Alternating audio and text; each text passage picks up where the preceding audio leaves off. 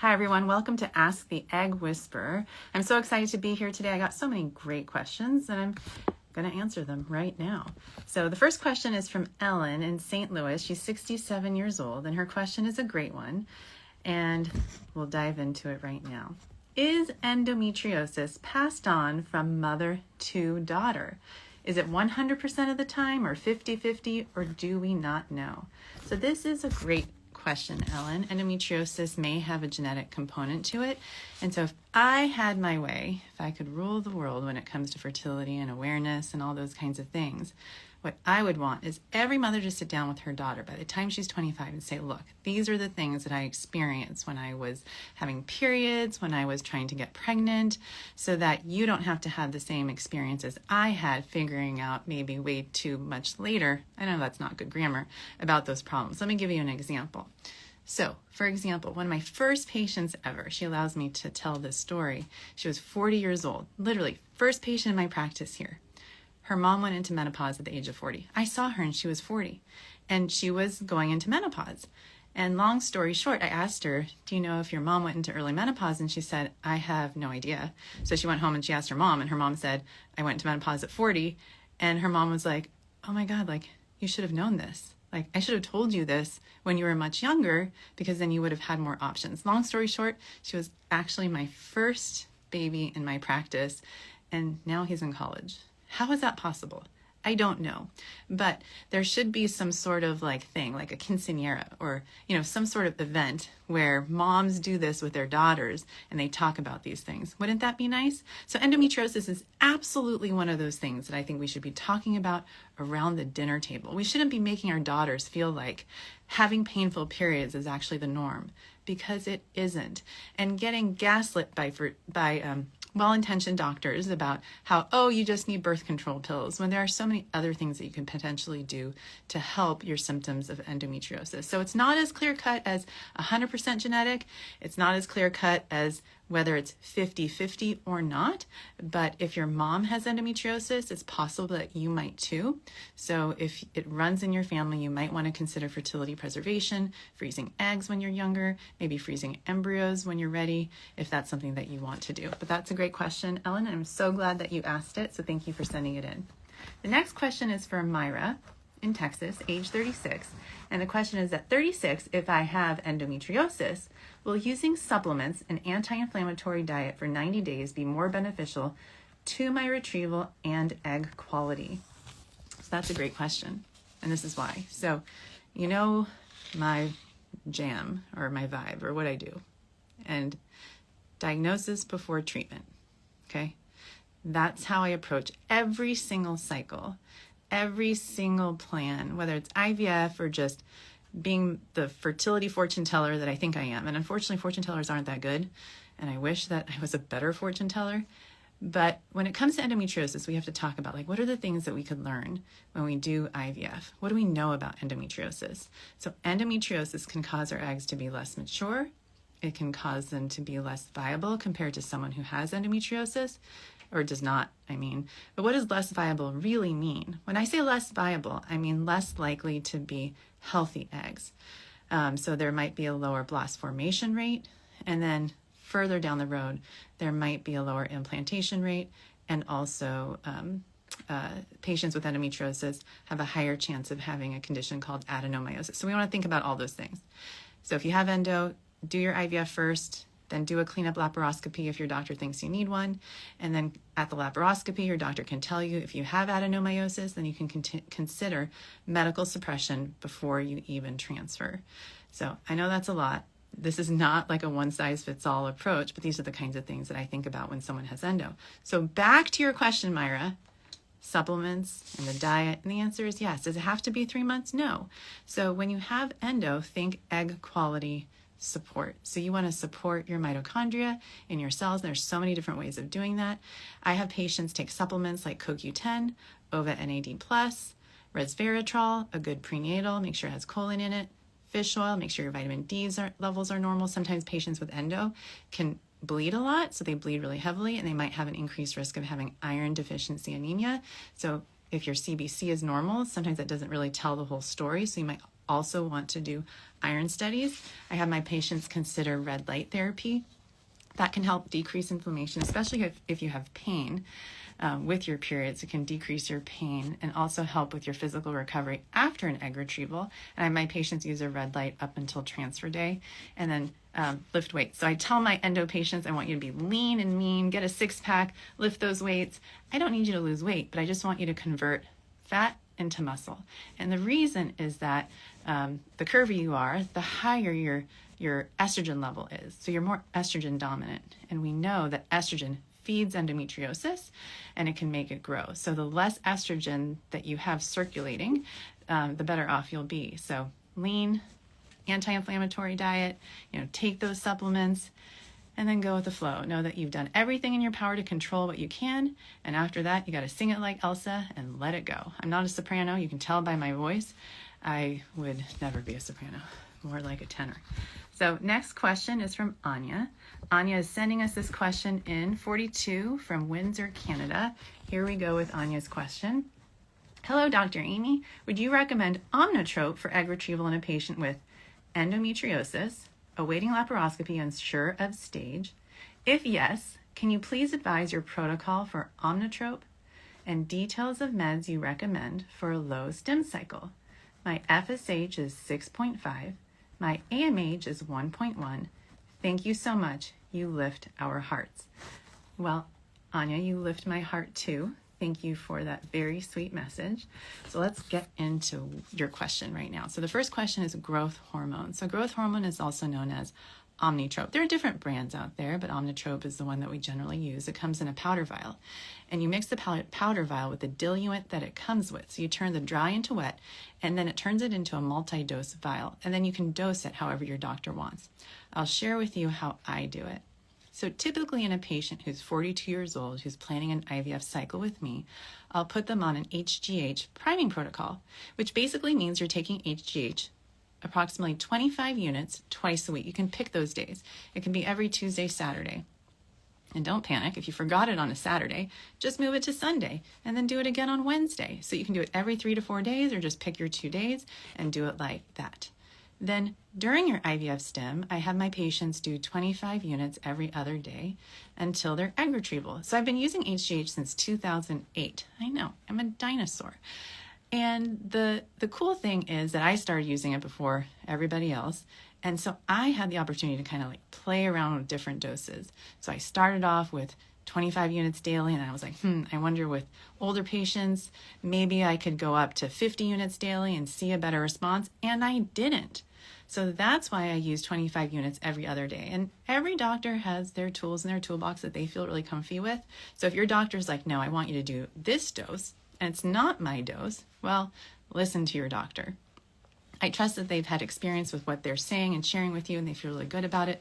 So we want your doctor to be really happy about how they're helping you, so you can do it that way.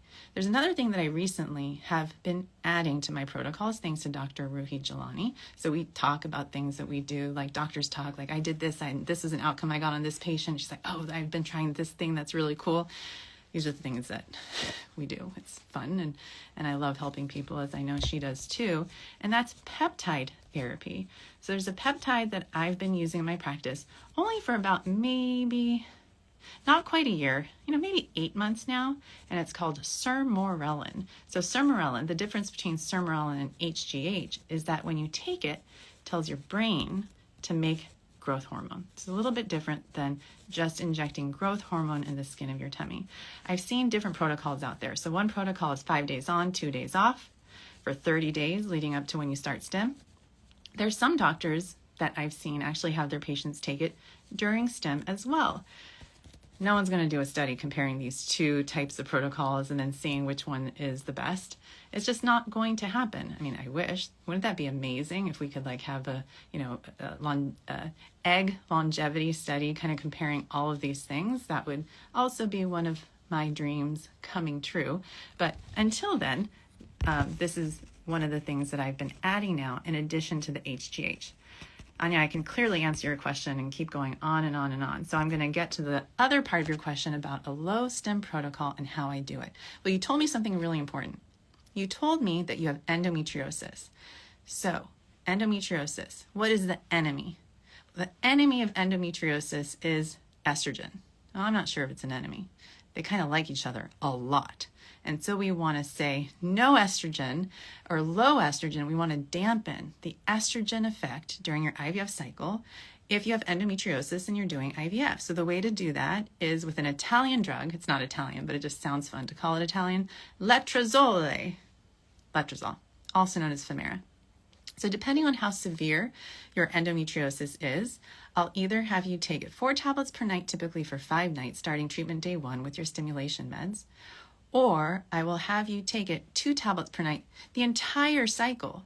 So in patients who have pretty severe, pretty bad endometriosis, I'll actually have them take it the whole time, even after the egg retrieval, until their estrogen levels drop. And so this is to prevent endometriosis from getting stimulated, endometriomas from growing. If you have adenomyosis, this is a way to prevent your uterus from getting super inflamed from all the estrogen that your ovaries make when you go through an egg retrieval. The doses that I would use for a low stim protocol kind of depend on how many follicles you have. With an AMH of 1.1, I would expect that I could get maybe 11 eggs from you. And so I would stimulate you in a way to get those 11. But if your priority was to maybe get 5, and I always talk to patients about that, like, what would you like? Would you like me to try and, retrieve all the eggs? Or would you prefer that I retrieved a smaller number for you? And so the dose would usually be 150 of gonal and 2 menopur, or some ratio similar to that. So now I'm going to go to Ursula. Ursula sent in a question from Singapore, and here's her question. I'm a 38-year-old woman currently trying to conceive. Are there any supplements proven to help fertility, like folate, CoQ10, omega-3, inositol, NMN, etc.?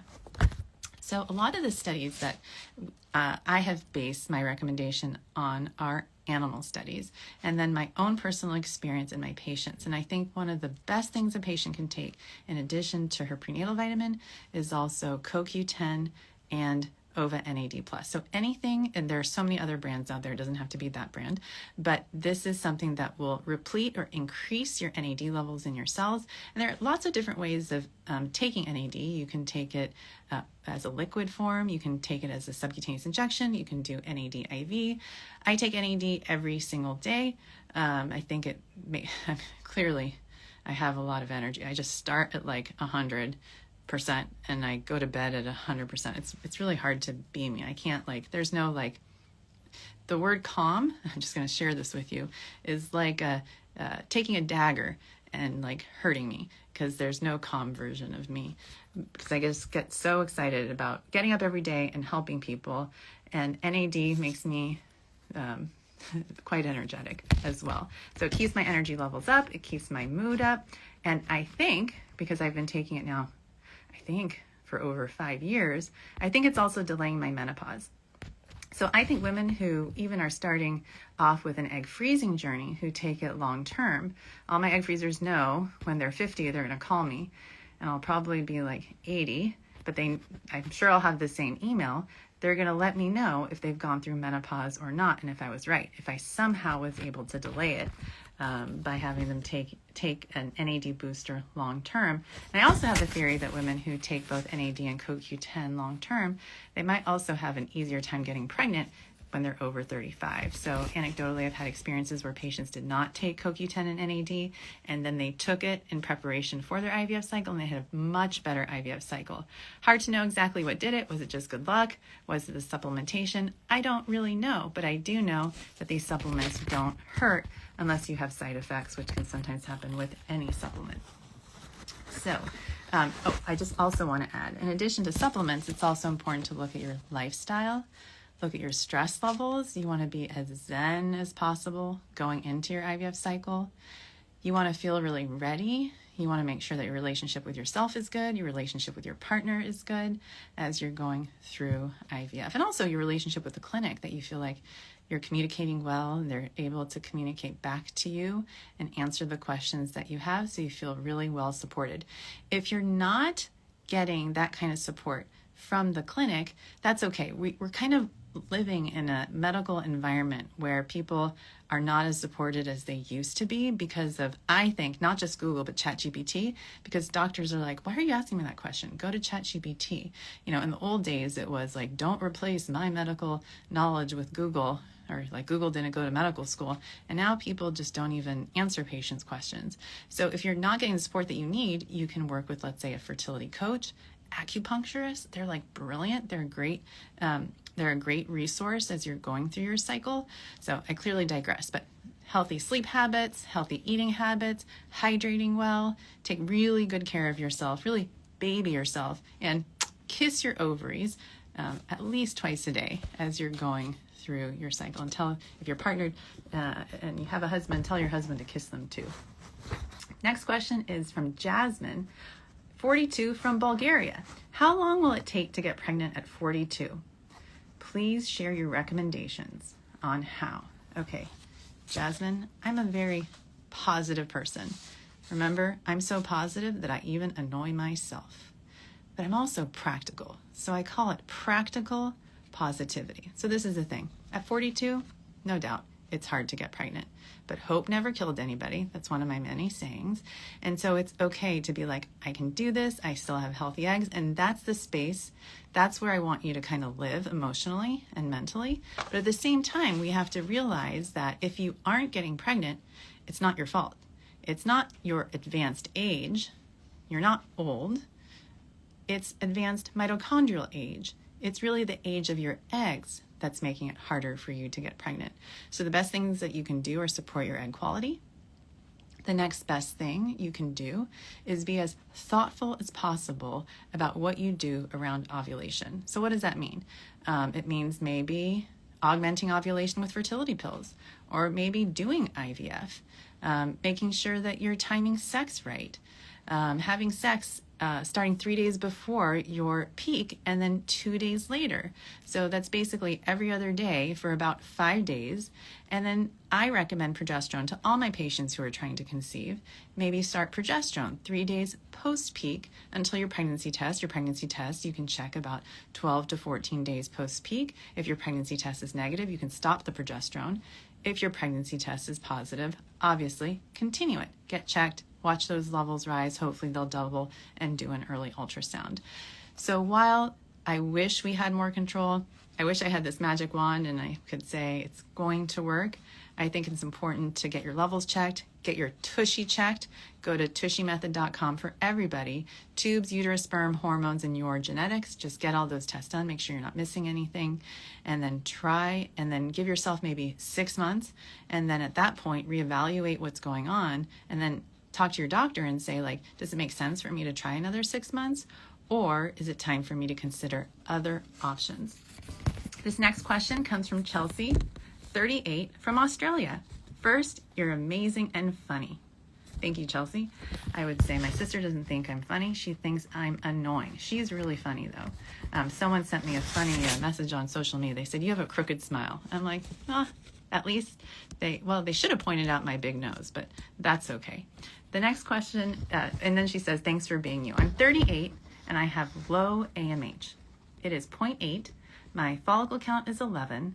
I only get 2 to 6 eggs each cycle, with only 2 blasts ever made after 5 retrievals. I did have 1 baby, yay, and I have 1 frozen embryo. I also have BRCA2, and my husband has a lower sperm morphology, 3% with a DFI, which stands for DNA fragmentation index of 17%.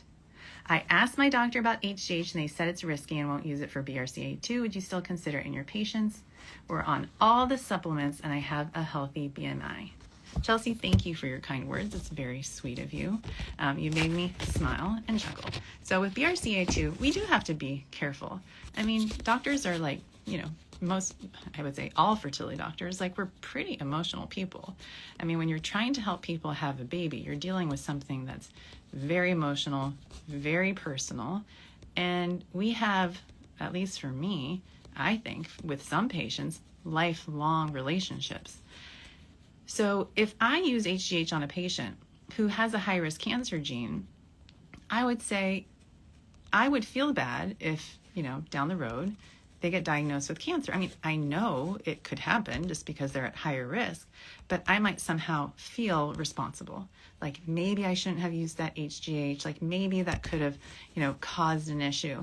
The reality is I do not think HGH causes cancer. I don't think it induces cancer, but I'm always a little careful. I mean, I'm always careful, but I'm more careful about recommending HGH in patients who have a high-risk cancer gene. So I think your doctor is just being thoughtful, they're being careful, and I don't think it's a bad thing to, I don't necessarily think that HGH is this amazing drug and it can fix all our problems and fix the mitochondria and make our embryos better. If it did, I would say maybe, if it was that amazing, I would say maybe try it.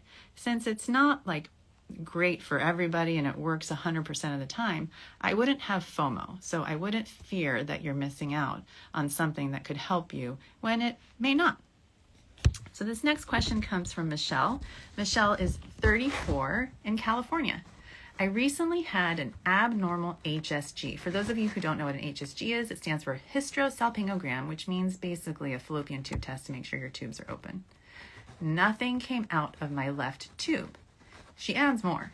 I'm scared the same could happen to my right tube and I'll need IVF. I just turned 34. Because of the HSG results, I had a pelvic MRI and it showed a massive tissue or a septum on the lower part of my uterus. I want to understand, can fallopian tubes become blocked without symptoms or known infections? Could this blockage be related to the septum? Is it possible to unblock the tube or protect the one that's still open? Okay, Michelle, you're going to teach us all a really good lesson about the uterus and tubes and how they're connected. So first of all, before you get a tube test, make sure you've done an ultrasound.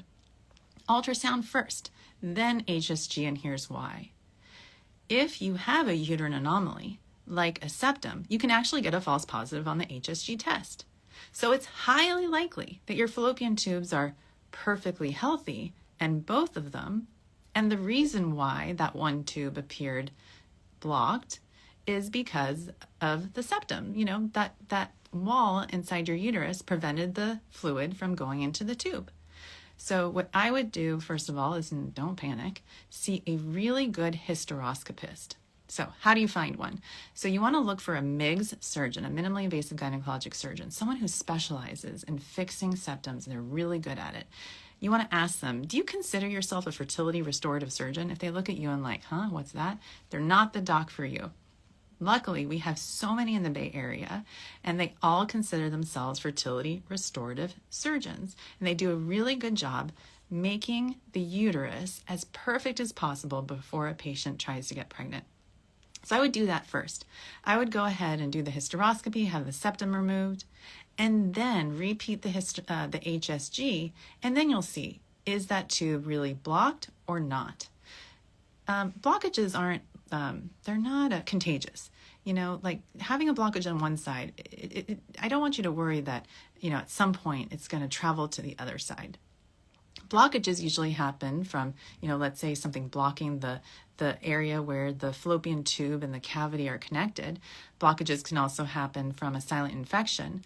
But I use the word silent on purpose because I can't look at someone and just say, I think your tubes are blocked, right? I just can't. You can't see it on ultrasound either unless it's very obvious and they have a hydrosalpinx, which is a big dilated fallopian tube, and you can almost always see it if it's large on ultrasound.